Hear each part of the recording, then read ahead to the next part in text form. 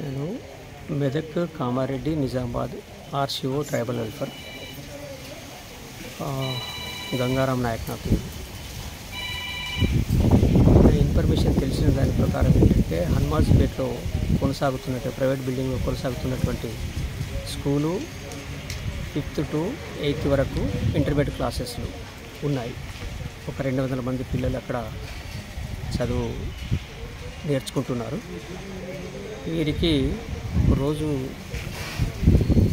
Night stay duties, holiday duties, regular duties వేస్తుంటాం. నిన్న ఈరోజు చనిపోయినటువంటి ఎం స్వప్న జేఎల్ కెమిస్ట్రీ గారు డ్యూటీలో ఉన్నారు. డ్యూటీలో ఉండి రాత్రి 11-12 గంటల వరకు కూడా మాట్లాడుతున్నారు ఫ్రెండ్స్ వాళ్ళతోనే, వాళ్ళ కొలీగ్స్తోనూ.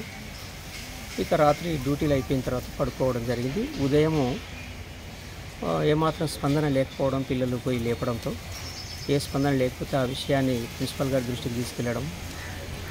ఈవినింగ్ టైంలో నిన్న 7 గంటల వరకు కూడా ప్రిన్సిపాల్ గారు క్యాంపస్లోనే ఉండి డ్యూటీలో ఉన్నారు. ఇది అకస్మాత్తుగా జరిగినటువంటి మరణంగా భావిస్తున్నాం.